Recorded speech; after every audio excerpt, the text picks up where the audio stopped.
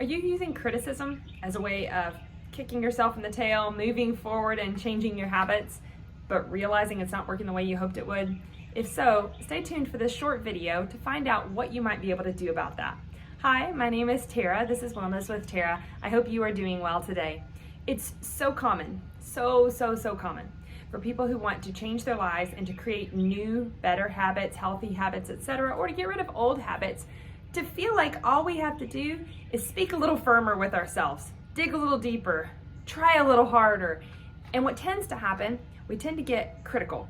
We get critical of ourselves, we get critical of those around us. Before we know it, it's kind of seeping out the sides in frustration, irritation, etc., and it doesn't actually help.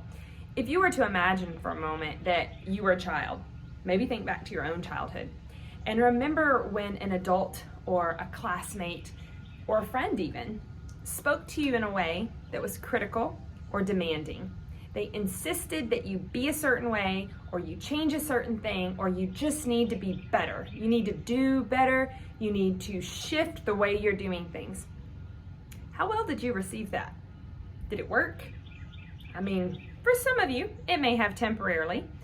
We're all kind of different personalities, but for the majority of us, even if it worked in the short term, over the long term, it doesn't work.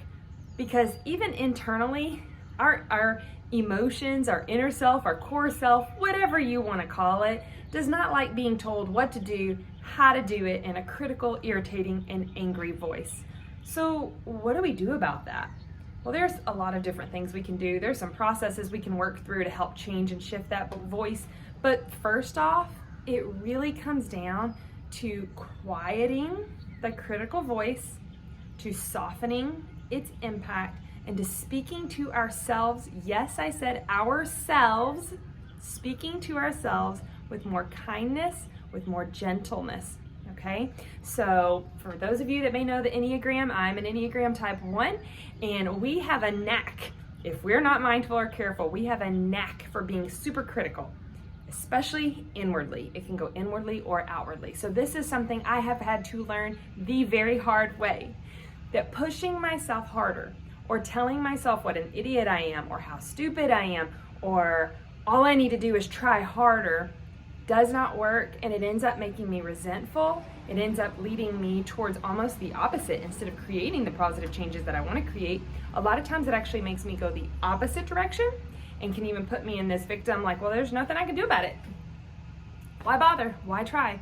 Versus when we speak to others, so if you were to imagine, going back to you as a child and somebody spoke to you kindly and with grace, even if you were doing something wrong or you'd made a mistake and they said, you know what, like, yes, that was a mistake, that was an accident, or yes, you did choose, an unhelpful choice. You made a bad decision there. That doesn't make you bad. What can we do differently? How can we think this through? How can we talk this out? What could we do differently next time? Or even thinking, what might have been the positive intent behind why we made that choice? So let's say we made a choice to, I don't know, skip a workout. Some people feel like if I ever skip a workout, I should be mad at myself. No, that's not how it works. Maybe we skipped a workout because there was something in our body that said, I need to rest. But instead of acknowledging and being gracious with ourselves and saying, oh, that was the positive intent. That's why I skipped my workout, because I ultimately knew deep down I needed to rest. Instead of doing that, we tend to say, you're so lazy. You couldn't even make it to that workout. It was only 30 minutes. What's your problem? And just imagine, even hearing me say these things, how it feels differently when it lands on you. And it doesn't only feel differently when we speak it to others or when others speak it to us, when we speak to ourselves, whatever that looks like for you. For some of you, it is a literal speaking to yourselves inwardly, outwardly, etc. For some of us, it's just more of a feeling.